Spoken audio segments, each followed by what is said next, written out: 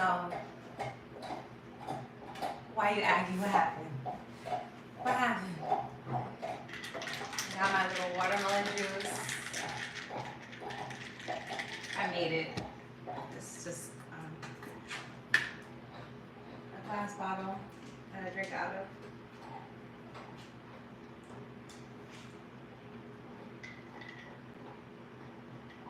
That's good. So,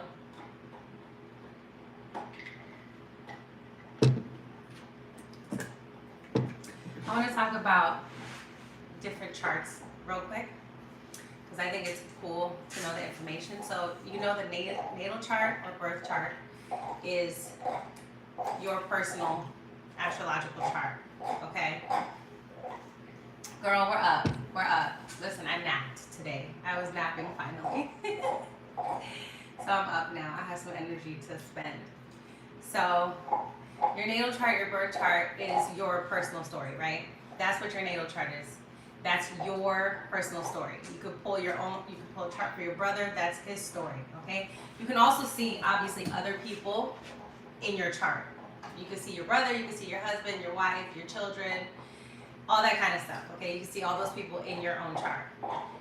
Now, a solar return chart is when the sun returns to its original time at the time you were born, okay? This is why sometimes your birthday is on the day of or the day before. I know my dog over here chewing this bone real hard. Mama, the bone is loud, they said. Can you take the bone outside?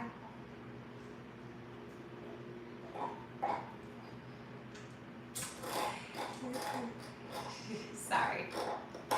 Hold on, let me bring her outside so it's not so loud. Mama, I'm gonna move your bone outside, okay? Come with me. Come, bring it. Come.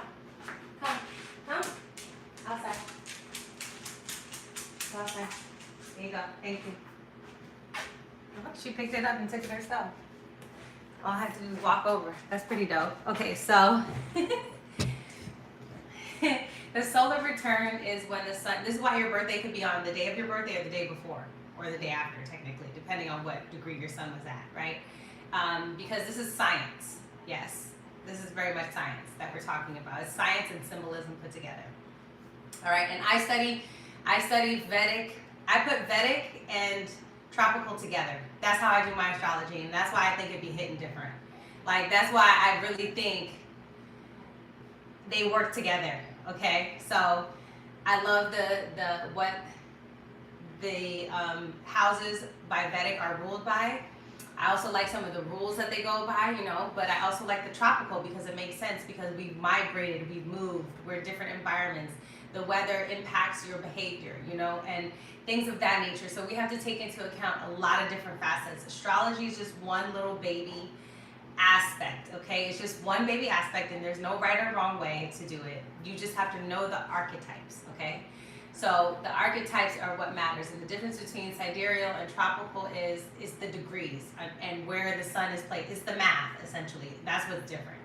So it would be, you know, your ascendant would be 13 degrees, I think, before what your actual ascendant is now, or, you know, whatever the math is. It's just a different mathematical thing. So, and then it also has some different symbolism because obviously Vedic is from Indian tradition and Indian cultures. So that's why I like to mix it all together because it just makes more sense to me that way in my brain anyway. It makes sense. It goes together. You can see how a lot of those techniques help each other. So essentially the solar return chart is where the sun returns back to its original position, and this is called your birthday, okay? And then you could see what's happening for the next 365 days of the year. You can see what's going, some of the themes of your chart. This is a solar return chart.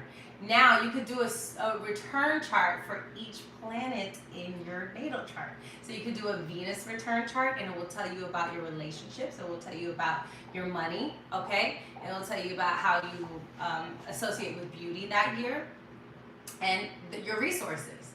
But if you do a moon return chart, which that is, you know, it's every day because the moon moves so freaking fast, right? So it tells you emotionally what you could be going through. What's happening, some of the things happening in your home, okay? If it's a a Saturn return chart, you can see what your cycle is for 28 years, what your challenges will be, your limitations, where you'll have to work hard, where you'll have to have a plan, where you'll have to, reconstruct and deconstruct. That's what Saturn does. Saturn creates a system. It's a place where you have to implement systems, and you'll go through failures and achievements, because Saturn is both. You win some, you lose some. That's Saturn. That's why Saturn people are more like, it is what it is. Okay? That's where that personality comes from, like that dryness. It's like you win some, you lose some. So it's like even sometimes to these people, But if you have too much Saturn energy, you become pessimistic and you become cynical. You become a person who is more on the depressive side of life, like sees things in a melancholic, sad way, if you have too much Saturn energy. So this is why this is why the chart you have can balance itself out. You just need to know how to unlock the code, okay? You just need to know how to unlock it in your own chart. You can release some certain energies and work with things. This is why it's good to know about your placements, all right? So Saturn is a 28-year cycle, and you can see what that's going to look like. Jupiter is a 12-year cycle, okay? So you can do a return chart for any of your planets in your chart, and you just look at the time for each of them, Now, that's the solar return chart. Your progress chart, okay? Your progress chart is basically most of the planets, not the generational planets. The generational planets are Jupiter to Pluto, okay? These are not the ones I'm talking about. Your personal planets are moving mostly 1 degree, okay? 1 degree per year you're alive. So you would look at your progress chart as what's going on today. What scene are we in right now, okay? What are we doing today? Right this minute. Your natal chart, your birth chart, is the trailer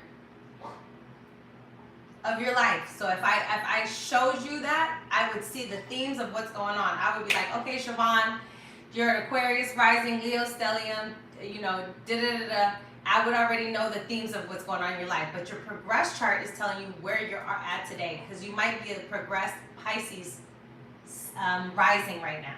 Okay, that's really what might be going on with your planets now progressing to Aquarius. Okay, so literally you could be in your spiritual bag at this point.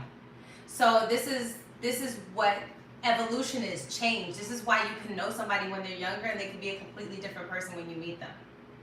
Some people it takes longer because their sun was at the beginning stages of that season.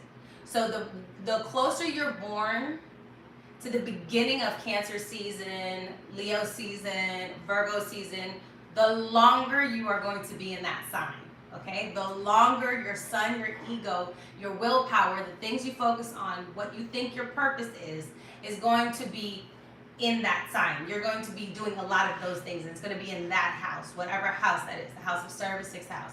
The house of friends, 11th house, okay? So this is what's happening right there. Your progress chart tells you what's happening right today. And you could look at the transits on top of that, and that'll show you what's going on day by day in your life and what some things are happening. So if you say you're progressed, say you were born a Scorpio, a moon in Gemini, and now you're a progressed Scorpio moon. No wonder you're emotionally all over the place, okay? No wonder you're more paranoid now. You're more hesitant to speak about how you feel. You're more private with how you feel.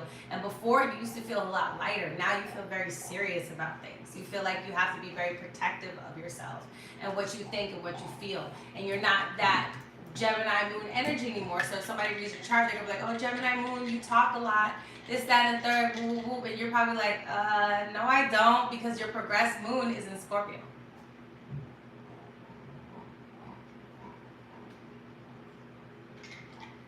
That's why you'll get like, oh, I used to be like that.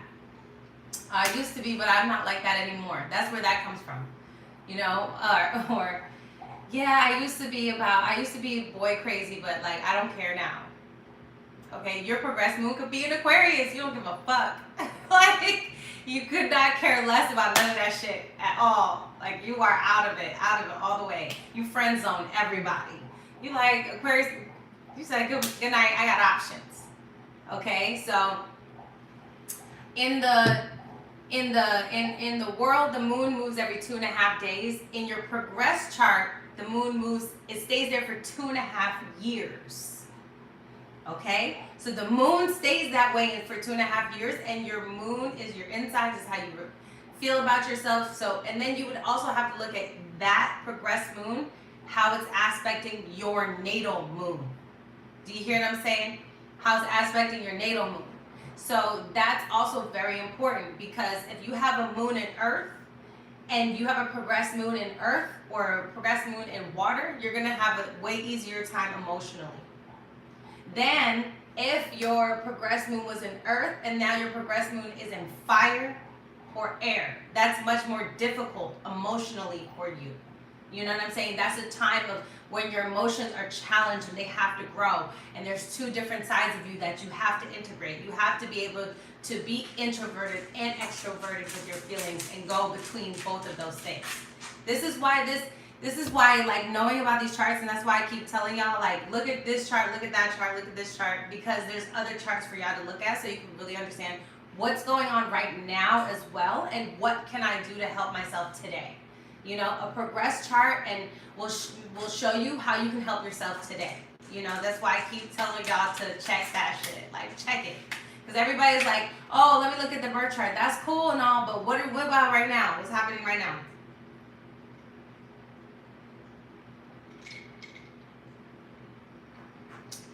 What's up, girl? Okay. Every natal chart progresses. All the natal, all, whether it's Vedic or tropical, doesn't matter. It progresses because it's called evolution and growth. You're growing.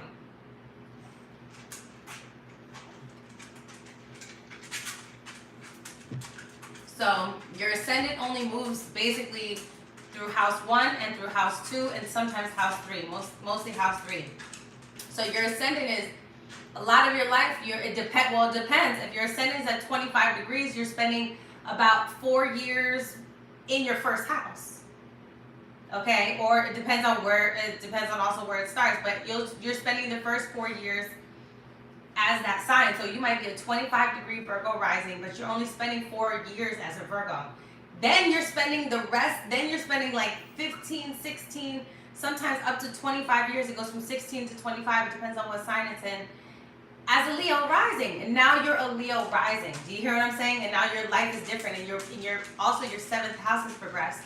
So you're pulling in Aquarius type people, right? It's not Pisces type people anymore, it's Aquarius type people as well. So this is why friend groups and being part of teams, and this is why you'll see a child with a progressed Virgo rising be an athlete, be a person who's into music, bands, people who are into group activities. This is why it's very important, if you have a late progressed Virgo rising baby, that you get them involved in group activities to showcase their talents, because they're progressed Leo rising. This is why this shit is fucking like dope. Like, if you really get into this and you really be studying it, you'll know how to crack these codes. You know what I'm saying? Especially for the parents.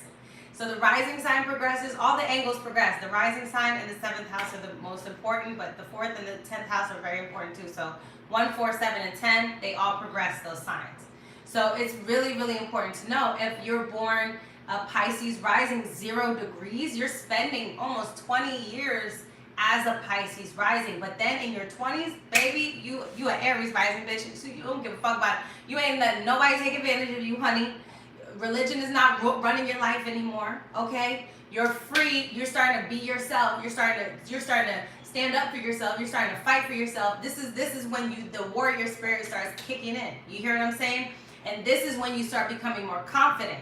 And this is the type of shit that you really, and you start getting more athletic, and you start getting more all these other things, but you also have to go through some fights depending on how your Mars is placed. So this is why it's important, because that part of your life is really activated as well. So if you're an Aquarius rising and you progress to Pisces, you went from Saturn, Uranus to Neptune, Jupiter. Do you hear what I'm saying? to Neptune, Jupiter. That's what you change. You change from group type being kind of hard. You know what I'm saying? When you're in Aquarius rising, you grow up kind of tough. You grow up kind of hard, but then you soften up as time goes on. Okay? So this is why it's really important to understand the progress chart. I keep telling y'all this really, really, really interesting stuff in your progress chart. You can see what's going on in your love life, with your money, with your business, with your friends, with your family. You can see what's going on with your children. You can see everything, because if you have transits to your 5th house and all this other stuff, you know, transits to your 4th house, it's your 10th. You could just see what's happening today, and you could really help yourself. So, and then you also know where a lot of your life is heading towards. Now, you always have free will, but this is the world, like, it's like Mario. This is the world you're living in. So you still have free will, but all Aquarius rising, y'all all living in the same world. You hear what I'm saying? Y'all just choose different things in this world. What are you doing?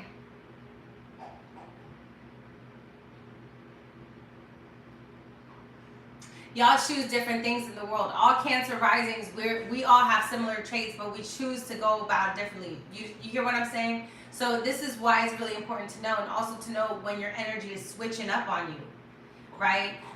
If you're, let's say you're progressed fire sign, and then you go into a progressed earth, that is going to be such a difference. It's going to be such a difference in how your world and how you view your world. You're going to have to slow down. You're going to have to be more quality driven. You're going to have to be more well planned and more efficient. You can't just be so spontaneous.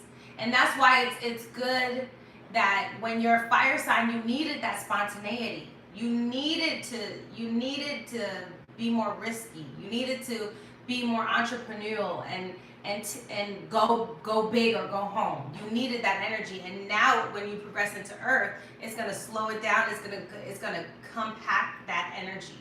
Do you hear what I'm saying? Somebody asked something. I'm still confused. What do we compare our progress charts to? You could do, okay, so remember, this is how you do it. Your natal chart, you read it, and you get what the promises are. Okay, you have to look at what your promises are. And I gotta put together a class. Y'all tell me in the comments what kind of class y'all need me to put together, because I need to do something, but I need the idea of what I should really do specifically, because I can talk about so many things because they go together. I need y'all help, for real. And also, if you want to go on my Patreon, patreon.com/Novi'sNotes.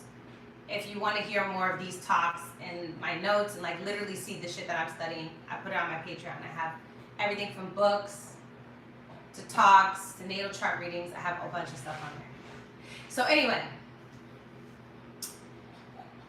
so this is how you read your life. You take your natal chart or birth chart, it's the same thing. You look at what's promised. Let me give you an example. I'm gonna take something simple. Venus in Libra. In the 3rd house. You're gonna have amazing friendships, most likely. Okay? You're gonna have you're a very charming speaker. You're gonna have teachers who love you. You're gonna have good relationships with your siblings, your aunts, your uncles, your neighbors, your cousins. You're gonna be very artistic. You're gonna have great vehicles and great homes and things like that. You're gonna have amazing friends. Venus and Libra in the 3rd house, you know, depending on the aspects, most likely, if the aspects are really good, you will have beautiful situations in it, even if it has squares to it.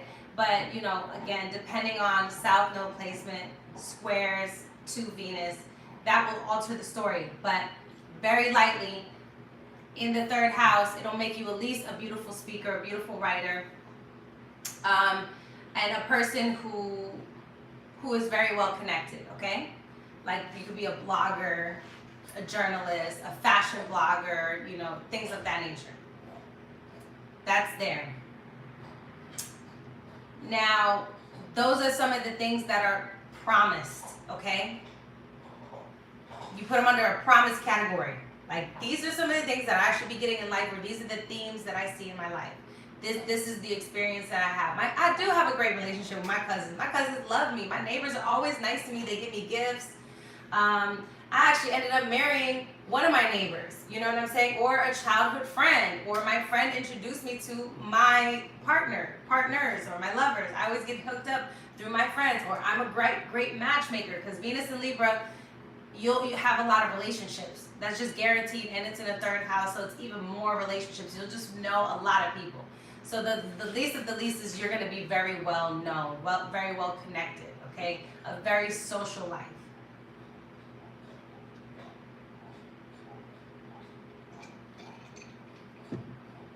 That's what's promised, okay? You'll always end up in a beautiful neighborhood, because Libra is on the third house. Your third house is your neighbors. It's your elementary school, okay? It's your vehicles, your transportation. It's gonna be easy for you to get around. You always get a ride. You know what I'm saying? Like you're plugged up. You're very plugged up. And so these are the things that are promised. Cool. Then you look at your progress chart. Is your Venus still in Libra in the third house? That's the number one question you have to ask yourself. It might have progressed into Scorpio. So this is when you're choosing your family over your friends. And you used to be extremely well connected, and now you're being very, very private. And you want deeper relationships, and you want deeper private relationships. You're more intimate, more vulnerable, more dramatic when it comes to love. Because when your Venus was in Libra, you were lighthearted. It wasn't that deep to you. But when your Venus goes into Scorpio, and it's detriment, meaning it doesn't like to be there, because Venus is exalted in Libra. She loves being in Libra. And Scorpio is like, God damn, why am I here, bitch? Like, why we gotta talk about this and this and this in the relationship? Like, why I gotta deal with your childhood trauma and my childhood trauma and mama trauma and family things, and why the fuck I gotta... Venus is in Scorpio in the fourth house, but you learn to love it. You learn that therapy is helpful. And you learn that talking about your feelings is a good thing. You learn that having deeper relationships do require inner children to meet and souls to meet from the past. And it does require you to dig up the past trauma, you know what I'm saying? And rework it and redo it and reconstruct it, because Venus, and you're going to be changed by those relationships, you know? You're not just introducing anybody to your mama. You hear what I'm saying? You're not introducing anybody to your family like that. You're gonna take it slow. So you'll see, okay, why am I being so serious about relationships now? Because when Venus is in Scorpio, it gets very serious about all of its relationships. Doesn't matter which house it's in, okay? It's a very sexual sign too. Like, it needs to be sexually gratified. And it has a lot of dynamics around jealousy and possession and things of that nature, okay? So that's what's happening there. Progressed, meaning that's what you're going to be experiencing now in the relationships. So you're still going to have Venus in Libra, okay? You're still going to always have that. But when your Venus progresses into Scorpio, it's going to be a deeper style of, it's going to be an evolution of that. Before you knew a lot of people, now you probably don't want to know a lot of people because you know the dark side of them. Do you hear what I'm saying? You know their dark side, you know their secrets, and now you're probably, you don't want to bring everybody. It's a learned thing. This is how you evolve and you grow, right? And you learn that everybody doesn't have your best interest at heart. This is that progression. So if your, Mercury is,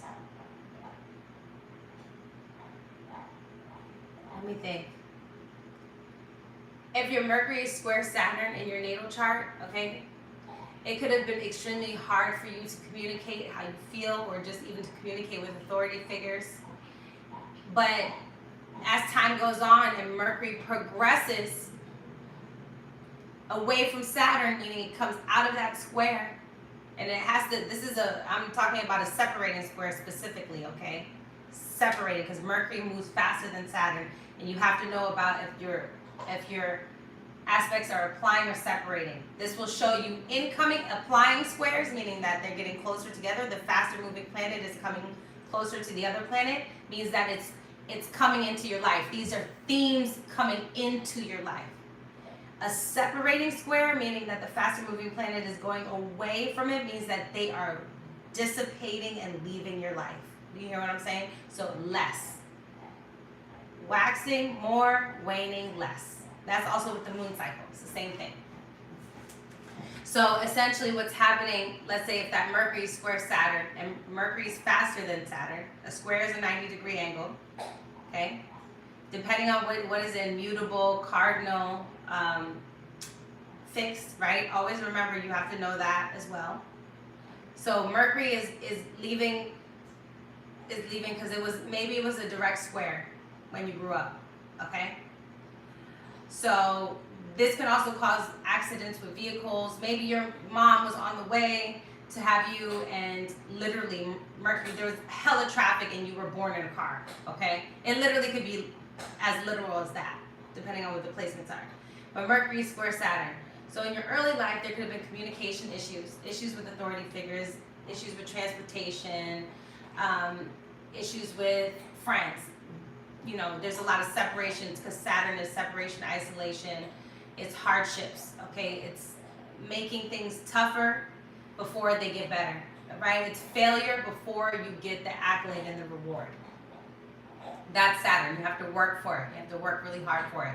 There could also just been, you could have been born in a different country and now you move somewhere else and there was a communication issue. So now you're the person speaking for the elders, translating for your elders, okay? Because Saturn is also elders and authority figures, people who take care of you. Mercury is the youth, okay? Cousins, siblings, aunts, uncles, right? People, neighbors, right?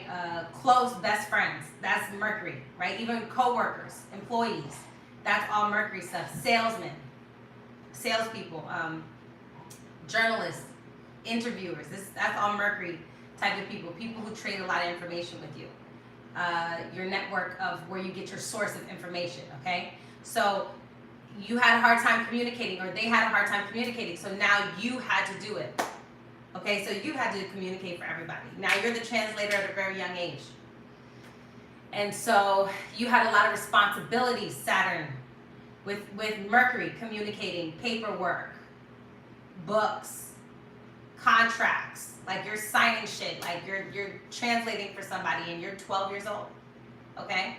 But as Mercury goes away from Saturn, you understood the lessons of it because you knew that, oh, we're in a different country and my parents did what they had to do and they worked really hard and they had jobs where Mercury square Saturn, your elders had jobs that did not help them progress or did not help them develop their communication skills to the best of their abilities. Because Saturn, the square creates a lot of tension, a lot of fight, a lot of conflict, and you got to fight really hard to get through Saturn. Essentially, you have to work really, really hard. And so Saturn, so it's going away, right? And so as time goes on, you're out of that square, and then you get into a semi-sextile and a sextile, and then a conjunction. You know what I'm saying? You could possibly get there, depending on how fast it moves.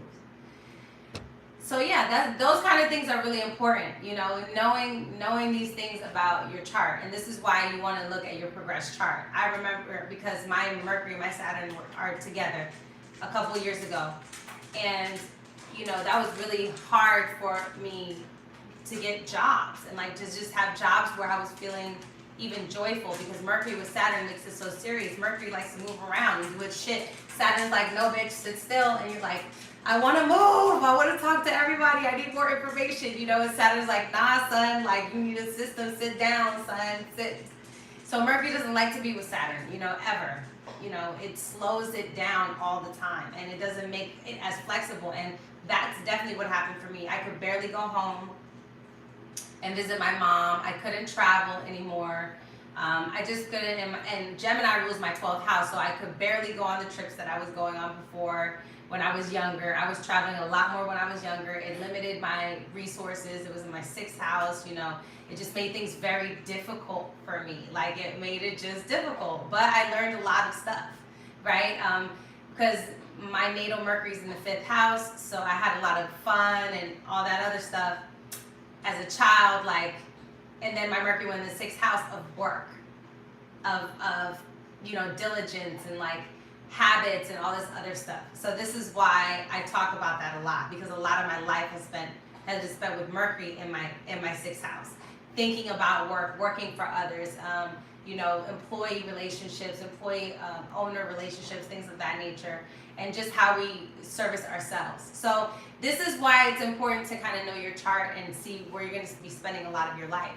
You might be a sun in the 11th house born, but your sun will progress into the 12th house at some point. You will have a separation from your community, from your friend group. You will have this need to go on some type of internal spiritual journey to relinquish a lot of, you know, your ego. You will need to be more creative and have to be more abstract and have to let things go. You know what I'm saying? Because that's going to happen in your life, and then your sun will progress into your first house, but it will spend 30 years in that sign and in the 12th house. 30 years of your life, you will be that person. Do you hear what I'm saying? So it's really important to know these things about your chart. I hope this is making sense.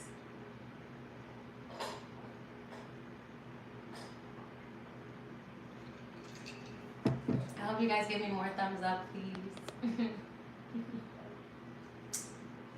No, thumbs up this video. You said the screen went black for y'all. So yeah, absolutely. Your progress chart is just everything. That's why I tell you guys to check it. Okay, so that's that. Solar return, progress, natal chart. We spoke about those. Oh, let me talk about two more. And this is all I want to say. Synastry chart. Okay, so the synastry chart is when you and I get together, and it's your natal chart and my natal chart, and it's on top of each other, and we see how we vibe. All right? Do we like each other? Do we not like each other? Squares create tension as well as sexual frustration, honey. Okay, you need squares in relationships. Okay, sex is very important, depending on who you are, but to many people, sex is very important. It's Scorpio energy, so I'm a Scorpio stellium, so that's just my perspective. And even if it's mind or spiritual sex, you know, whatever you want to do, I think it's extremely important, that kind of connection with somebody. And so when you're talking about the synastry chart, it's like, do we like each other? Squares do offer that. It offers a challenge though, but it depends on what is squared up, okay? It depends on what's squared up, on how bad it's going to be. So, because you need sextiles and you need trines so that you guys know that you get along, biquintiles, quintiles, even noviles, semi-sextiles and sextiles. You need some of those to get along, to go along. However, there could be sextiles between y'all's Mercury's, Saturn's, Mars, Pluto's, and y'all do fuck shit together. You hear what I'm saying? So it really depends. It really depends. It's really important to know the synastry that you have with somebody, because it's how you guys vibe off each other. But what's more important to know is the composite chart, which is the point of what is this relationship about. That is one of the most important things to know, because why are we doing this? Why are we together? Okay? What is the point of this relationship? Some of your relationships are just meant for you to talk every day. You might have North Node in the 3rd house, Sun in the 3rd house, or the rising sign planet in the 3rd house, right? So you guys talk, you text all the time, and you're trading information. That's how y'all get together, right? Y'all trade articles, y'all trade whatever, y'all on social media all the time together. Y'all in the car all the time together, right? Going to the store, spending a lot of time around the neighborhood type of thing. Or you're at the 10th house, you guys are work buddies, okay? Husband, work wife type of energy. You know, you guys are doing businesses together. You guys are building businesses together, things of that nature. That's with North Node in the 10th house, right? If it's the 7th house, North Node, you guys are meant to be in a business partnership or best friends or be married. Like, this is a very important person in your life. And for personal reasons and personal development. Okay? And so this is why the composite chart is so important, because the composite chart will show you what's the point of this relationship. Also, where are our downfall spots? Where are our soft spots? Okay? Because Saturn in the composite chart is, you're going to have a Saturn return in your composite chart. You know, a lot of people break up after 7 years. After 28 years. 28 years is a Saturn cycle. Oh my gosh. It's a Saturn cycle. So you get to see what your Saturn is in your relationship, meaning what your hardships are, where you guys are gonna have stresses, where you guys are gonna have miscommunications, where you guys are gonna have breakdowns, but also breakthroughs, and that's what it is. All right. The moon is what's the heart of the relationship. What is the emotional sponge and softness of the relationship? Why are we emotionally connected? Right. That is the moon. All of those things. So that's what's really important about the composite chart, because you want to see what's the purpose of your relationship. You said degrees. No one has videos on degrees. There's a couple of people. There's one guy who has a Sabian symbols, which I think is really good. And I'm not going to do degrees. I'm going to do decans. I want to do decans because I think it's even better than degrees, because it just shows you what that energy is, right?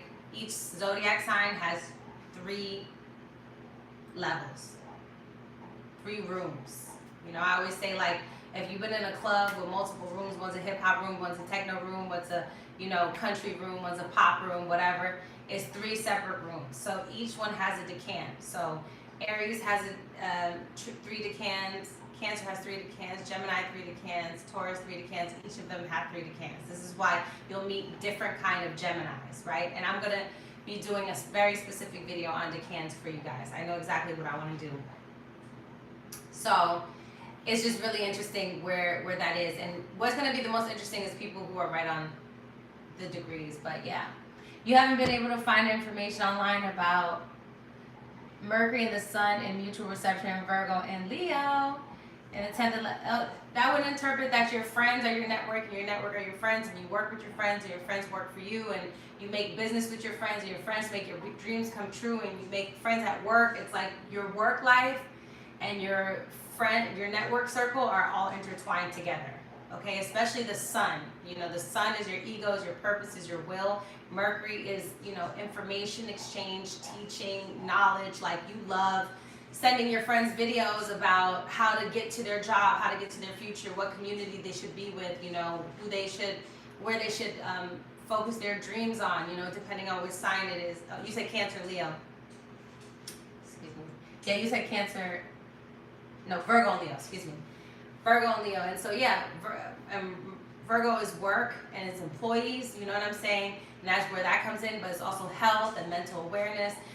Leo is fun and concerts and, you know, children. So you are just a boatload of information. I can see you writing a book. I can see you doing a TED Talk. I can see you putting some kind of conferences together where it involves friend getaways, friend groups, work retreats that are actually fun, because Leo is fun. You know what I'm saying? Also knowing a lot of well-known people because of that Leo energy. Leo is always fame and well-known people, and Aquarius is always connected to everybody. Like, always remember that, because every single one of these traits know certain types of people. Like, that's just their strength. That's their superpower of being that. So especially 11th house is social media, technology.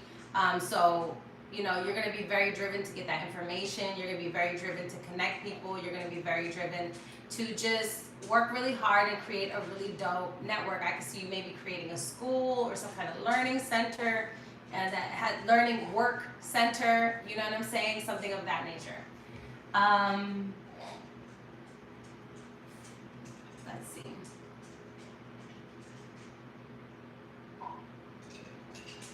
I have a few more minutes, so I'll take some questions and then I'm gonna hop off, because I put myself on a little timer. You have a debilitated 6th house Venus, besieged by malefics, not asking for info, and I just feel bad for myself. I'm struggling out here daily. So the reason, okay, so because it's debilitated doesn't mean it's a lost cause. I have Venus retrograde in Scorpio with Pluto conjunct. If that's not a very fucking debilitated Venus, I don't know what to tell you, okay? But remember, in Vedic astrology, 6 places away from Venus is where it's exalted. So you can use the 6 places away from where it's exalted, right?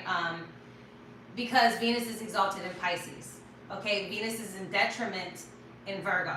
So you obviously have something similar to that. So you would, so Venus from the 6th house, so 6, 7, 8, 9, 10. All right, that's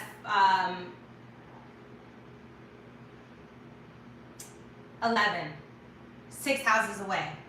That's what we said. 6 houses is exalted the 6th place from itself. So using your network, using your friends, having a great group of friends is going to be a big help to you.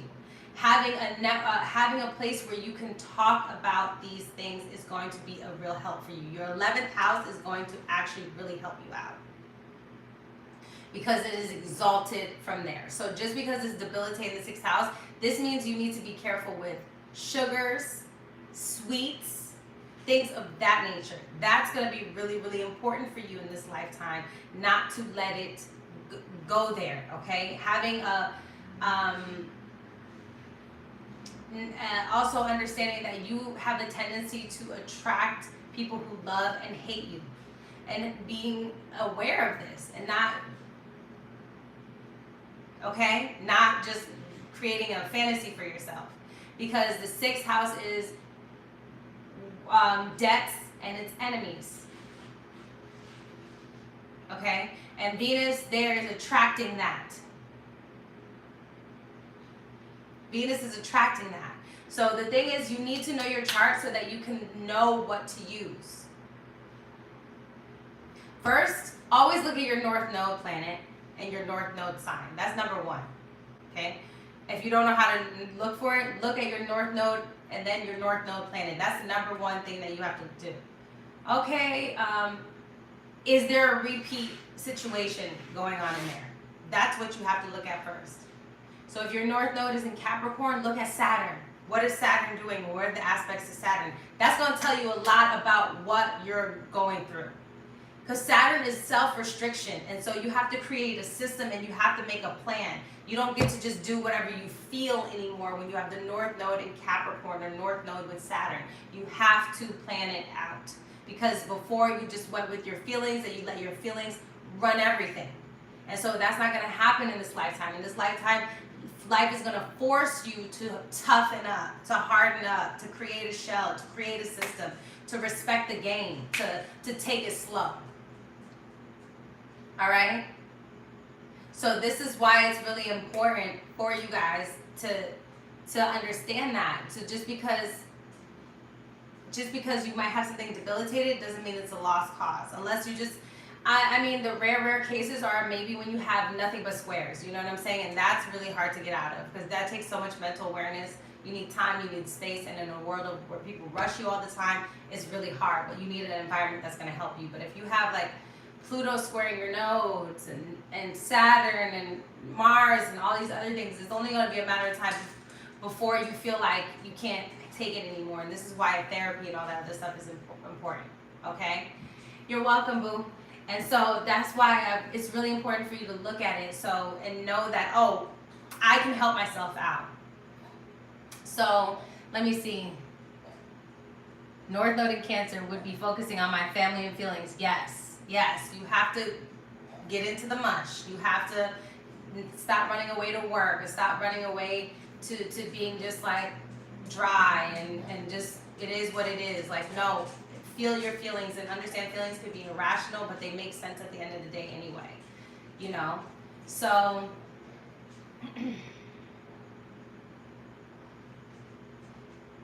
6th house Sagittarius, so Sagittarius would be enemies. It wouldn't be Sagittarius specific, it could be Sagittarius, right? Like it could be, but specifically preachers, pastors, people who are like gurus, professors, universities, as well as anything to do with long-term travel. So traveling, you have to be careful. Like somebody tried to steal my passport before.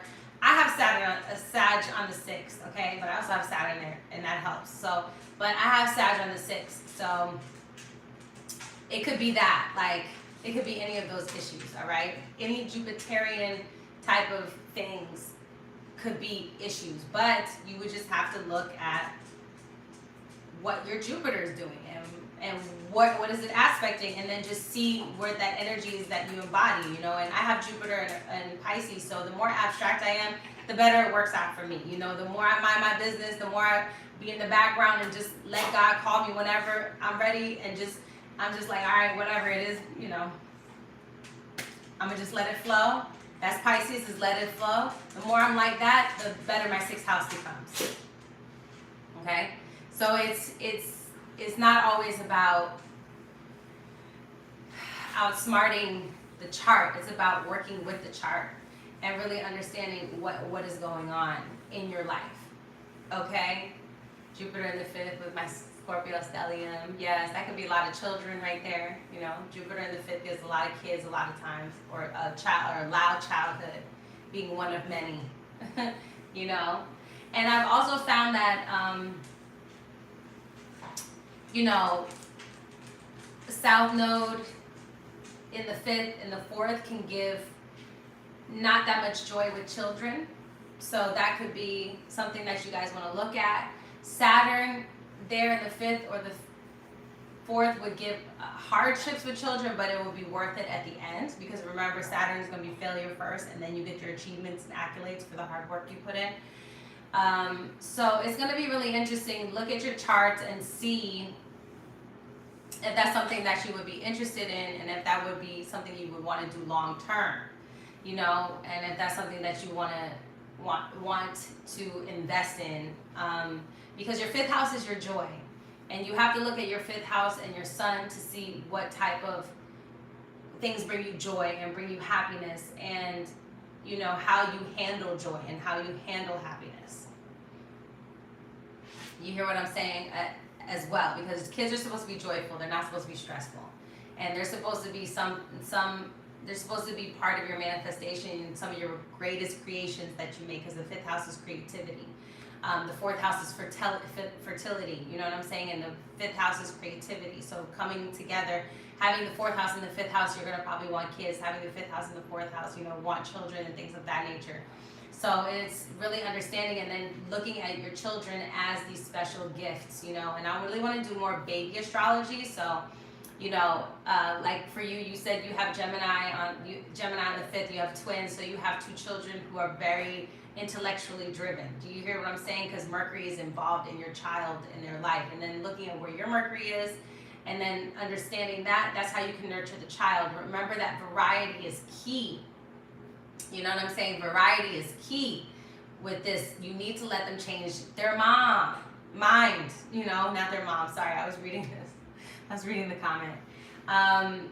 Yes, and some people are absolutely born to be mothers. That's how I feel. I feel like North Node in the 4th house, 5th house, born to be moms. North Node conjunct Moon, you know, Moon trine Jupiter, just Jupiter in Cancer, Jupiter in the 4th house. Like, these people, they are meant to be like nurturers and caretakers and, you know, parents. Like, these people are really meant to be that. And some other people are meant to be aunties and uncles. Some people are meant to be mentors. Some people are meant to be friends, you know, things of that nature. So it's kind of looking at your chart and knowing that for yourself. And I think with my stellium in the 5th house, I really need to look into that, because I think I have a good, and it's crazy because I just feel like I just want to help parents, you know, understand their kids instead of putting their ideas on their children, you know, instead of neglecting their children because they don't know how to communicate with their child, or they don't know the language, they don't understand the energy, even though the energy is also a lesson for the parent. That's why, you know, the child is around. Knowing those kind of aspects would be really, really helpful in knowing what to do and what to even expect, you know. And unfortunately, with some of these things, it can play out that way. Saturn in the 5th house, Uranus in the 5th house, Aquarius, Capricorn can give separation from children at some kind of point. And this could be from work, okay? Capricorn there is because you work at another place and you have to move across the country and do your job, right? But it can also come from alienation, it can come from separation, it can come from a sudden thing happening, right? So, and even transits to here can bring that in, especially when you have Saturn and Pluto and Uranus and like these longer term planets, and they transit your 4th house and your 5th house, and being able to see that in the future and understanding, okay, what aspects is it making? What do I have going on in my 4th house and my 5th house? What is my overall theme when it comes to family and children? Okay, what are some of the things that could come up? These are really good ways for you guys to use astrology as well, like to If you know, a lot of people want to plan their marriage and plan who they get married to, and this would be a good way to kind of see, all right, what is that? What could that life look like for me? You know, what could that life look like for me? First of all, where's my Venus? Is it nicely aspected by Jupiter, by the moon, by Juno, by Ceres, right? By the sun? Okay, this usually means like, is my Venus nicely aspecting my ascendant, my four corners of my chart? Okay, great. Like, I know this is going to be a thing. Or do I have a lot of planets in the 8th house? You know, do I have South Node in the second? And am I going to have a lot of financial issues? So I really have to understand money better and resources better before I get into a long-term relationship. You know, things of that nature. It's like really just looking at your chart. So that's my alarm. I'm about to get out of here. I hope you guys understood this. Let me know. I can do random chats like this again. Hope you have a good night.